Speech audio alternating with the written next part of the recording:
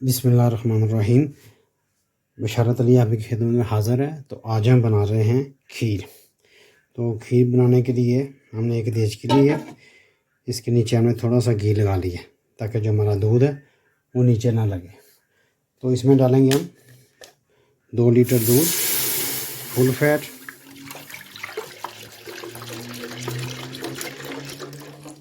یہ فل فیٹ دودھ ہے۔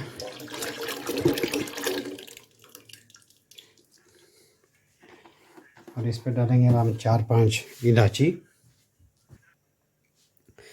تو یہ 6 الائچی ڈالی ہیں ہم نے۔ یہ جب ہمارا دودھ پک جائے گا پھر ہم ان کو نکال لیں گے۔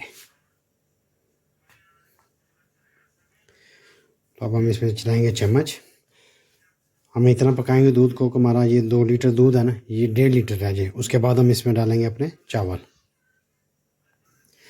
جب تک دودھ کو ابالا نہیں آئے گا تو ہم اسی طرح اس کو ہلاتے رہیں گے۔ اگر ہلانا چھوڑ دیں گے تو دودھ نیچے لگ جائے گا۔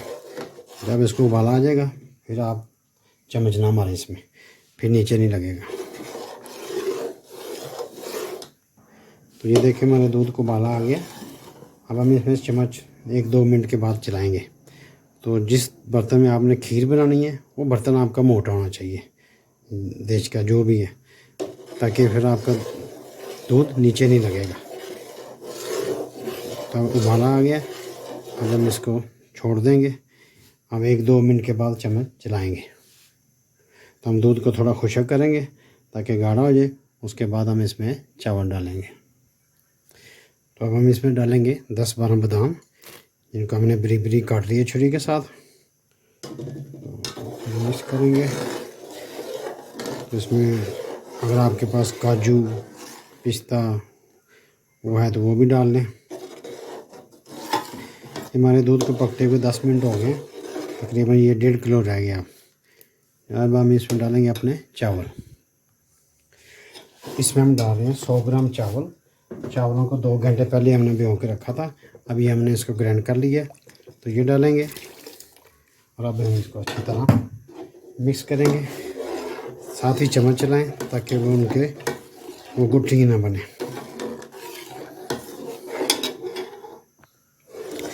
تو چاول ڈالنے کے بعد آپ نے اس میں چمچ مسلسل چلانا ہے، کیونکہ اب چاول ڈال دیں ہیں تو یہ پھر نیچے لگ جائے گی کھیر۔ ایسے آہستہ آہستہ آپ نے اس کو ہلاتے رہنا ہے۔ یہ دیکھیں ہماری کھیر اب گاڑھی ہو رہی ہے، اور اس کو 15-20 منٹ لگیں گے تو پھر یہ ریڈی ہو جائے گی۔ تو یہ دیکھیں ہماری کھیر جو ہے نا تقریباً تیار ہو چکی ہے۔ اب ہم اس میں ڈالیں گے 5 ٹیبل سپون چینی۔ آپ چیک کر کے کم زیادہ کر سکتے ہیں، ہم چیک کریں گے بعد میں۔ اور کم ہوگی تو 1 سے 2 ٹیبل سپون ہم اور ڈالیں گے۔ اور اب ہم اس میں ڈالیں گے فریش کریم۔ یہ ہمارے پاس فریش کریم ہے، یہ ڈالیں گے۔ اگر آپ کے پاس نہیں ہے تو آپ جو دودھ کے اوپر ملائی ہے وہ 2-3 دن کی جمع کر کے وہ ڈال لیں، اس کا ٹیسٹ اس سے بھی زیادہ اچھا آتا ہے۔ ہم اور پکائیں گے اس کو ہم کو 10 منٹ، تاکہ جو ہم نے کریم ڈالی ہے اور چینی تھوڑی سی اور گاڑھی ہو جائے۔ یہ دیکھ لیں ماشاءاللہ بہت اچھی اس کا ٹیسٹ، اس کا کلر۔ تو کلر کے لیے ہم اس میں ڈالیں گے 2-3 قطرے یلو کلر۔ اگر آپ کے پاس ہے تو آپ ڈال لیں، نہیں ڈالنا چاہتے تو پھر نہ ڈالیں، کوئی مسئلہ نہیں۔ اس کے ساتھ تھوڑا اس کا کلر جو ہے نا وہ بدل جائے گا۔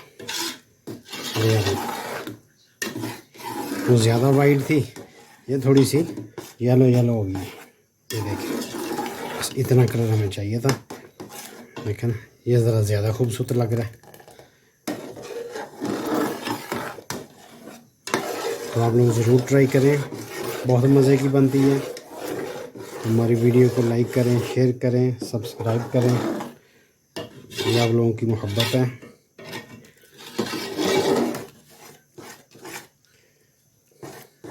یہ دیکھ لیں، اور اتنی گاڑھی ہونی چاہیے تاکہ جب یہ ٹھنڈی ہوگی پھر اور ہو جائے گی۔ اور آپ کو لگے کہ یہ ٹھنڈی ہونے کے بعد بہت زیادہ گاڑھی ہو گئی ہے، سخت ہے، تو آپ اس میں تھوڑا سا دودھ ڈال کے اس کو مکس کر لیں۔ اب ہم اس کی چینی چیک کریں گے، اگر کم ہوگی تو تھوڑی سی ہم اور ڈال لیں گے۔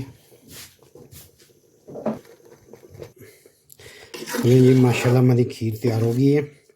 پہلے ہم نے ڈالی تھی اس میں 5 ٹیبل سپون چینی، ہم نے چیک کی ہے وہ کم تھی، اور 3 ٹیبل سپون ہم نے اور ڈال دی ہے، کیونکہ ٹوٹل ہم نے 8 ٹیبل سپون اس میں چینی ڈالی ہے، اور یقین مانے اتنا اچھا ٹیسٹ آیا نا اس کا۔ آپ ضرور ٹرائی کریں ایک بار، انشاءاللہ آپ کو ہماری ویڈیو پسند آئے گی، اور آپ ٹرائی کریں، آپ اور آپ کے گھر والے کہیں گے واقعی کوئی چیز بنی، ہم ایسی ریسپی بنا رہے ہیں۔ تو ضرور ٹرائی کر کے ہمیں بتائیں کہ کیسی بنی۔ اب ہم اس کو کریں گے ڈش آؤٹ، تو یہ دیکھ لیں ماشاءاللہ۔ تو اس ٹائم پہ ہم اس کے اندر 2 قطرے یہ ڈالیں گے کھیوڑا واٹر کے، بس 2 قطرے بہت ہیں، اس کے ساتھ اس کی اچھی اسمیل آتی ہے، یہ ضرور ڈالیں اور پھر اچھی طرح مکس کر لیں۔ چلیے اب ہم کریں گے اس کو ڈش آؤٹ، تو پھر یہ لیں جی، تو جی ہم نے ڈش آؤٹ کر لی ہے۔ تو ہماری ویڈیو کو لائک کریں، شیئر کریں، سبسکرائب کریں، اور اس ریسپی کو ضرور ٹرائی کریں۔ بہت شکریہ آپ لوگوں کا ویڈیو دیکھنے کا، تو ملتے ہیں انشاءاللہ نیکسٹ ویڈیو میں۔ اللہ حافظ۔